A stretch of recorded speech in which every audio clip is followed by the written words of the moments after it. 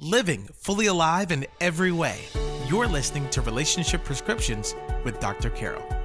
Hello again, friends, and welcome to Relationship Prescriptions. I'm Dr. Carol, and I love coming to you each week with these programs that help you live fully alive in some area in which God wants us to grow. Every now and then, there's a world that I am privileged to connect with that I am totally surprised by. I knew nothing about the world of hunting until I found out about David and Karin Holder. Now, that world, whether or not it's one that you have been a part of, I know that David and Karin's story will encourage and inspire you. I know that you probably have heard of people that overcome interesting obstacles and move forward in amazing ways to accomplish things beyond what anyone would expect. Well, David and Holder have done that. They are the hosts of Raised Hunting, a popular show on the Discovery Channel. But it's much more about family and life and values than it is about hunting. They share their Christian faith in some amazing ways, and their latest project has been their book, Raised Hunting: True Stories of Faith, Family, and the Adventure of Hunting. This conversation surprised me in some good ways. The world of hunting is not one that I knew about. But hearing how David and Karin have taken their love for outdoors and their love for God and allowed it to build their marriage, their family, and how they are now using that love and the things that they have learned to pass that on to others is very uplifting. Besides the program Raised Hunting on the Discovery Channel, they also, across the country, hold Raised at Full Draw camps for young people and families, helping them learn about the outdoors and this whole world. I think you will find this conversation both interesting and encouraging, and it will grow your faith. So here is my conversation with David and Karin Holder. Well, David and Karin, it's such a pleasure to have you on the program today. Thank you so much for joining us. Thank you for having us. Your book that's just releasing just now is so much about your own personal experience and how your walk with God has played into that. I think we could talk a long time just about the adventures that you share and what you learned, but there's a few just really key things in your story that you share in the book that I think is going to be so encouraging. You talk in the book in many ways about the stick-to-itiveness and the buckle up, hold on perspective that you have had to learn through hunting, that you're teaching your children and now so many others through your program. Talk a bit about how you've learned to fail forward, that the obstacles we meet in life aren't things meant to stop us, but to teach us, to push us forward. I'd love you to unpack that for a moment. Karin, you want to go first? Sure. I think, David and I, well, I'll speak for myself. I just believe that if we aren't pushing ourselves and we aren't stretching past what we already know and take the risk to learn something different or to try something different, then we're never going to grow as individuals, and we're not going to experience more of life and experience more of adventure. And so for us, David and I have spent our entire married life taking some risks and going for what our dreams are, and always believing that we're going to learn from them and we're going to push through, and that we're just going to make it happen, make it better than what we have today, and help impact others' lives positively. So what do you think, David? I think I would elaborate on the fact that we don't have a clue. As much as I always think that I know what's going on, or where God's taken us or where we're trying to take ourselves. Um, I can't tell you how many times it's turned out for Karin and I that we really didn't know exactly where we were going. We thought we did. And as long as we were doing the right things for the right reasons, it all still works out in the long run, but we might not have ended up in the exact spot. I mean, we moved to Montana and thought we were going to live in Montana the rest of our lives. Now we live in Iowa and we love it. And I'll use Easton for an example. My youngest son, when we moved here, he was 12 years old, something like that, 12 to 13. And he didn't like it. He was, at that age where it was like, I'm leaving all my friends. He has like the best friend in the whole world now.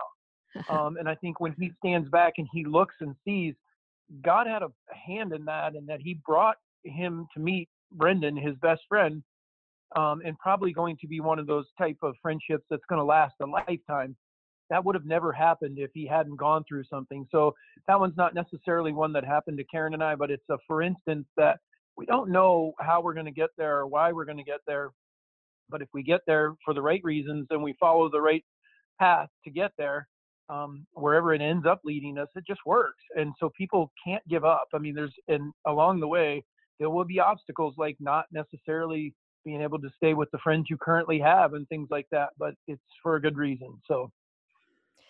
Yeah, that's a great perspective that I'm sure has been a challenge as parents to help your children understand. But David, I noted some things in reading through Raised Hunting that came into your life right early on, that you had to learn those principles. You talk about, your brother committing suicide, your dad with Alzheimer's, and the alcoholic family that you grew up in, but you didn't stay there. Some people can just stay stuck in their misery, but right from an early age, you determined you weren't going to stay there. Well, and I think it's very easy to stay there. That's probably the easier thing to do. I'll give a lot of credit to God and a lot of credit to Karin. She recognized as a girlfriend at the time, this isn't healthy, and I think I knew it, but I didn't know exactly what was going on. And I can tell you right now, and the book will say that, I didn't turn to God at that time and say, hey, will you help me? I didn't even think about it. I didn't think about religion. That's not something we did in our family, really. I mean, I can't say I wasn't an atheist. I did not believe, but I didn't practice anything. I just practiced work hard at whatever you're doing. And when you see as much, I guess misery is the right word, or much death and things like that I saw, I thought, I don't want to end up like this. I see that these people have some very good things about them, and they could be doing something. And if they would just remove the alcohol part of it, I think it would help. I can't make them do that, but I could certainly try to do it myself. So there's been some key people, one being obviously Karin and I now have been married for 27 years, would be Karin. And then I think, but there's a lot of it is you got to take responsibility for yourself, and you got to want to better yourself. You got to believe in yourself that you can do better than what you're doing. And I'm the first one to admit I wasn't a very good person at that time. And, but I knew I didn't want to stay that way or continue to be that type of person. So I think so many people can take that to heart and have a much better future than they imagined. You say something in the book in the context of how God works with us in our troubles. You say, don't waste your pain, use it. I think that's such a key idea that you talk about in the book. Don't waste your pain, use it.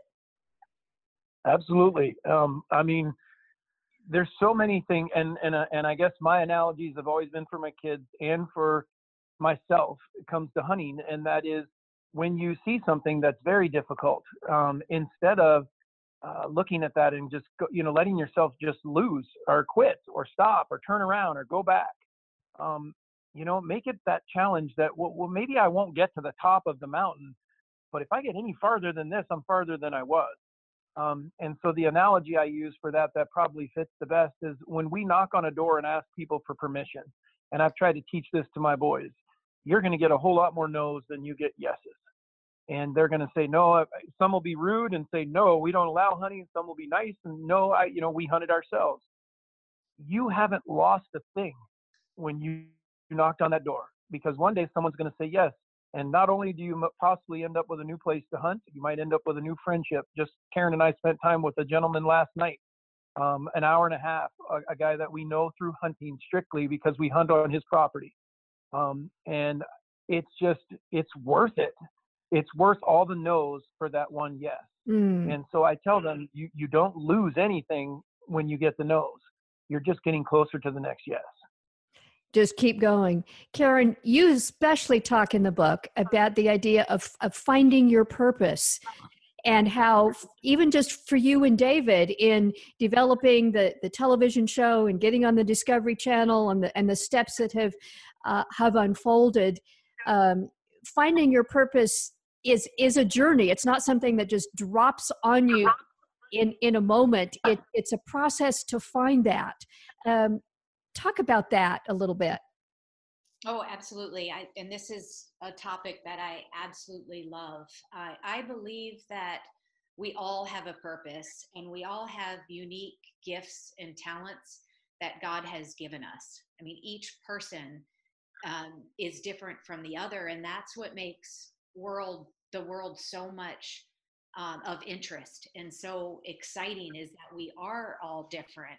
And if we can tune in to what those unique pieces are of ourselves and accept them, and dare to be yourself, dare to be you, and know that God gave you that talent and God gave you that purpose, then use it without fear. Use it knowing that God has every intention and every plan to do wonderful things with you and with your gift. David's gift is hunting. And I've encouraged him for years and years and years, which is why the show kind of came about. Was I said, David, you have this wonderful way of speaking to animals. You understand them. You think like they do. You need to use this in a way to help others and to glorify the gift that God gave you.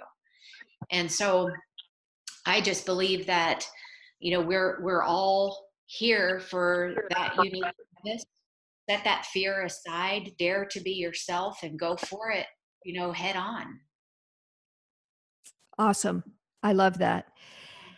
There's a pain point that a lot of our audience resonates with, and that is marriage challenges. We call our show Relationship Prescriptions. And David and Karin, you both talk in the book about how, especially in the early years of your marriage, there was a period of time when you weren't sure you were going to make it, when things were really, really rocky. And you learned some things, and God came into your life in a very important way during that time. And I kind of like each of you to comment on that period, because I think it speaks to what many couples go through. Who, you want to go first? You want me to? You can go first. Go ahead, David. Okay. So I think if I look back at 27 years of marriage and dating another 4, you're talking about someone that I've spent more than half my life with. But I think that so many people, they get married before they really know that they found the right person. Karin and I met in high school and things like that. And there's so many things that none of us expect when we have kids. You've never had kids before. You've been a kid, but you don't know how much sleep deprivation there's going to be. We've never walked the walk of what is the next job going to be. We think we're going to get a job when we're in high school. We think we're going to go to college, or we think we're going to go get this job. We think we're going to have kids at exactly this age, and it all is played out perfectly. And then all of a sudden real life gets into it, and a family member passes away. We end up moving. Bosses aren't who they think they are. You get into the profession that you think you're going to like, and you don't. And so there is someone sitting across from you now that's dealing with the same things you are, only they're catching the brunt of it. They're hearing the pain, the agony, the fighting. And so I think oftentimes we find ourselves taking out frustration on our spouses, or maybe not. Maybe they just interpret it that way. And I just think if we can try to step out and put ourselves in their shoes, I think that's one of the biggest things that I learned early on, was that if I could try to think of what Karin's feeling like right now, then it would help me understand this. And sometimes I got it right and sometimes I didn't. And I would say that's still today. I don't have it perfectly, but I think more often than not now, I can understand where she's coming from. I can see more clearly, but at the same time, there's going to be a time when someone's probably going to get to a point where maybe you need to take a break and walk out. And I don't mean walk out of the house.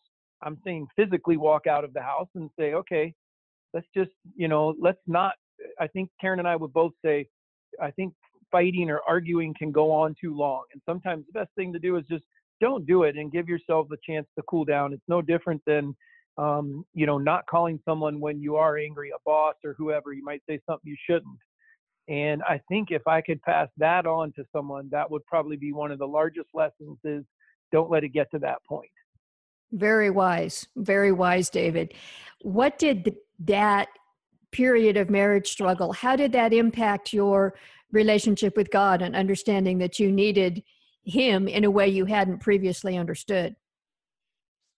Well, for me, it was that I didn't always look there. And when I finally found out that David Holder's not leading this, that David Holder's not the guy that's a good firefighter, David Holder's not the guy killing elk. Yeah, I'm the one doing it, but there's a bigger purpose and there's a bigger understanding there. I think one that allows the ego to go away, that allows someone to be not allow it. It definitely allows you to be more humble and understand that, hey, this is a different purpose. There's a different reason. I'm not the driving force behind this, and this could be gone tomorrow if it's not what I'm supposed to be doing. So I can tell you, and then the other thing is, I think actually recognizing when God is helping you. I know I can look back now and tell you in the first 25, 30 years of David Holder's life, there were times when God was there the whole time, but yet I had no clue. Mm-hmm. I just assumed that that's the way, it was just the luck of that day or whatever it was. And that wasn't the case at all. There was a reason for all of it. And I think a lot of it is like for us, we're seeing it come out in a book form and in a television form. And yesterday, Karin and I got an email from someone talking about how much this book meant to them. Or, it was actually a message. We were doing a live deal about the book last night. And all these people are on there going, congratulations, congratulations. And then this one person said, you guys have made a huge impact on my wife and I. Wow. You've brought us closer together. That one comment is what we're talking about, and all that one comment may have come from things that David did wrong or Karin did right 25 years ago or 30 years ago. That's part of not wasting your pain. That's part of letting God take everything you go through and use it. Ah, beautiful. Karin, from your perspective, the marriage challenges and what God has allowed you to grow to now, just your perspective on that. Sure. No, thank you for asking that. I think that, speaking for myself, I think there was a misconception when I got married, just to begin with. I thought that you get married and you are, you're marrying your prince and it's happily ever after.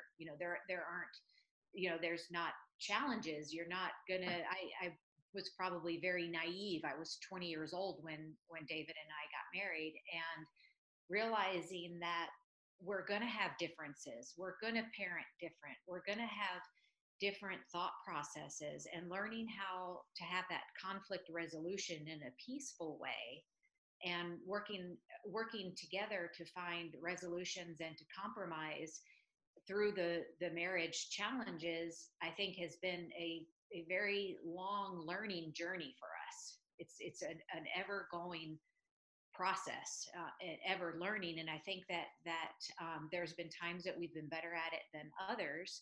But I think the biggest thing is that understanding ourselves and understanding the issues that we might deal with on our own level. If we were to quit on our marriage, then you're still carrying that same issue with you into another relationship. So if you aren't looking at yourself and looking, how can I improve, or how can I change, or how can I handle a situation different, if I can't make improvements and grow myself, then it doesn't matter it doesn't matter what I do, I'm never going to improve or have a better relationship. It takes two of us to do that. And so oftentimes I think that there's many times that, and that one specific time where David and I both were like, okay, this is it. I mean, we need to go our separate ways. And we buckled down and we worked on it, and we kept working, and we still keep working. We still have challenges. We still have differences. And for me, the biggest part of that is putting God first. And when David was willing to start making God a part of his life, that was huge for me, absolutely huge for me, because having the man of the family, the man of the house, be willing to listen to his true master and put that master first is, I can't tell you how big of an impact it has, because it's the leading force of the family. And without it being there, something is missing. Something is deeply unfulfilled. And so I was just so excited when he was willing to start going to church. And he called me. It's a fun story because he called me. He was at the fire department the night before, and it was a Sunday morning, and he called me up and he said, I'm ready to go to church.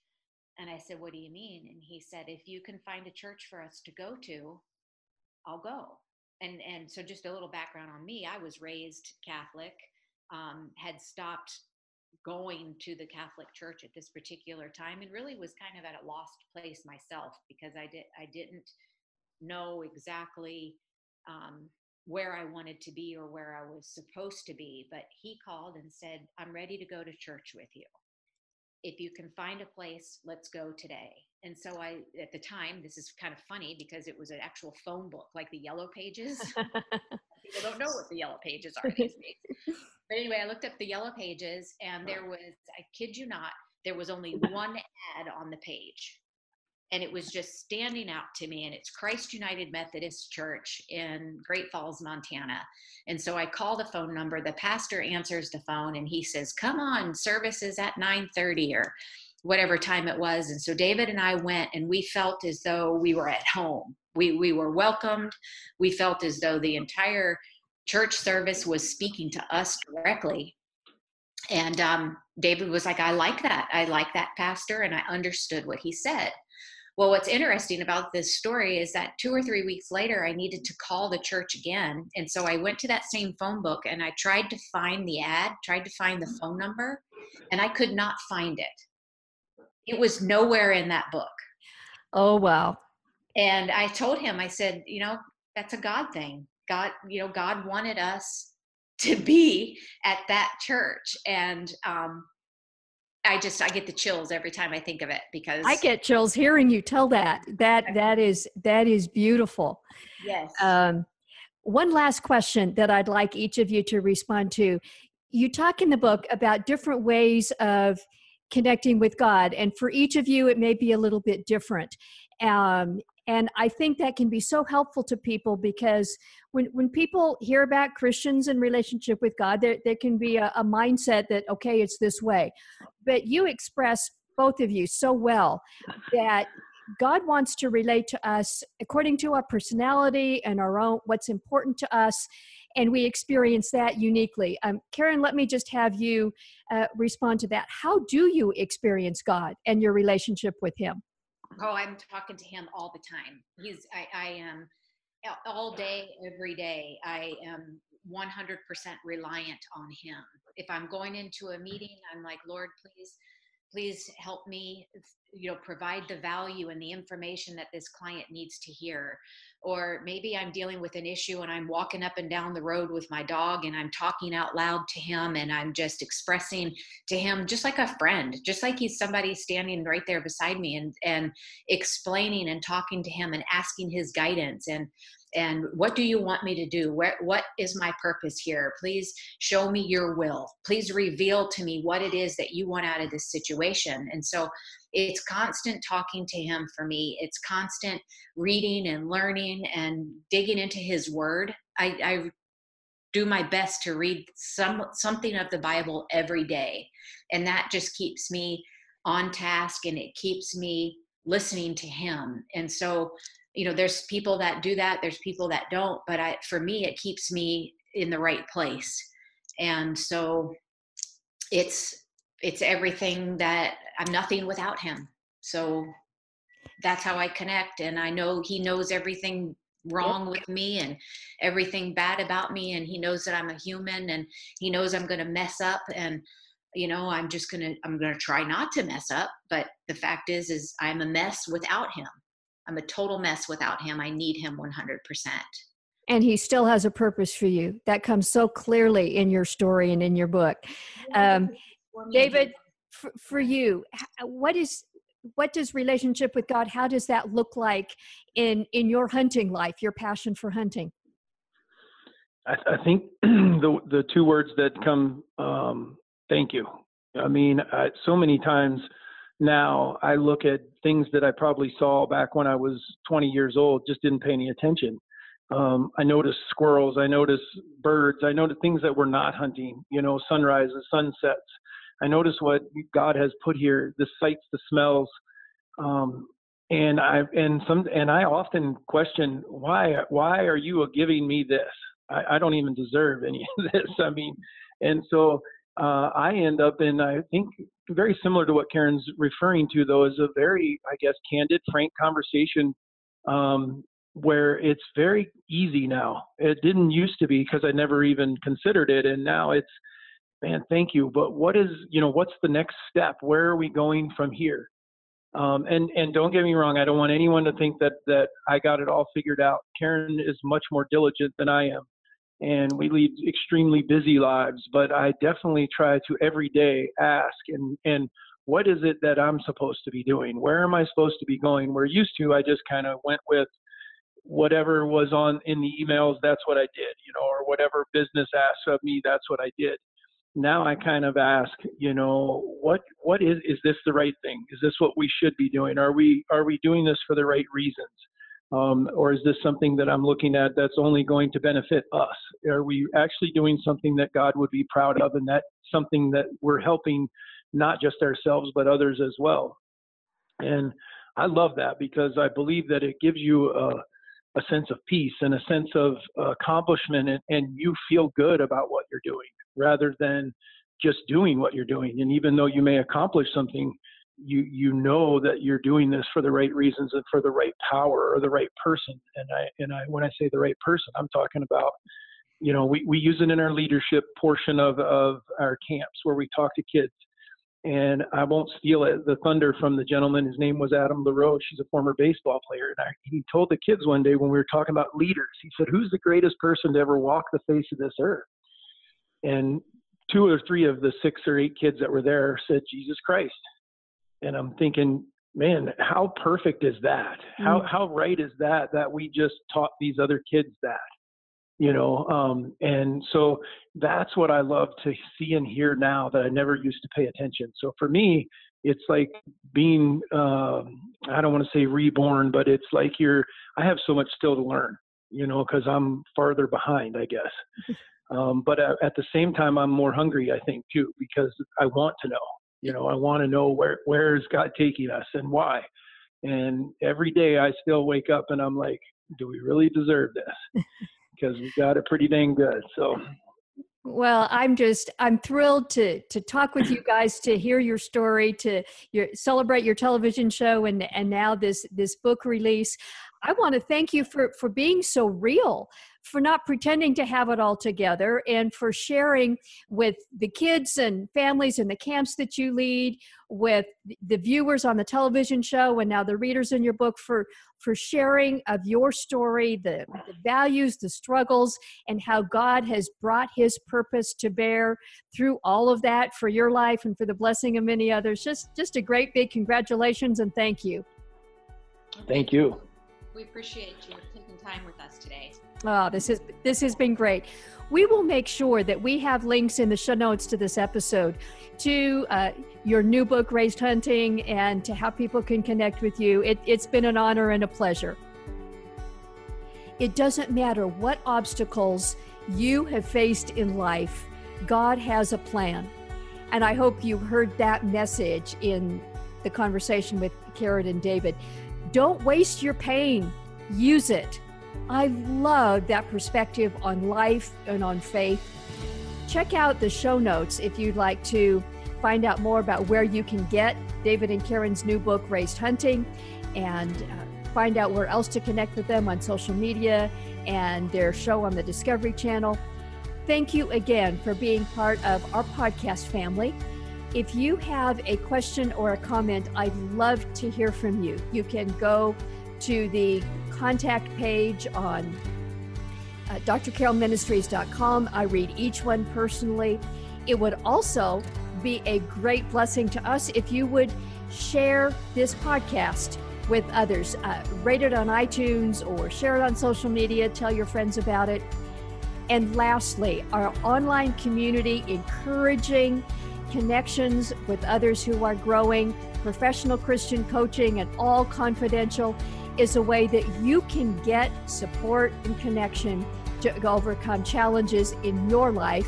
Find out more at fullyalivegroup.com or send me a message and I'll be happy to answer any questions about that. Would love to see you as part of our online community in that way as well. And until next time, may God bless you. Thank you for listening to Relationship Prescriptions with Dr. Carol.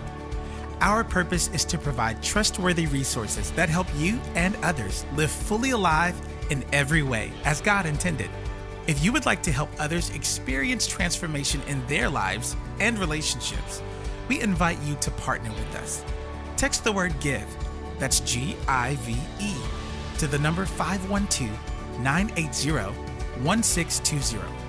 Or visit our website at drcarolministries.com/donate to make a one-time contribution or monthly gift. Your financial support allows us to expand our message and to help others. Thank you so much, and may God bless you.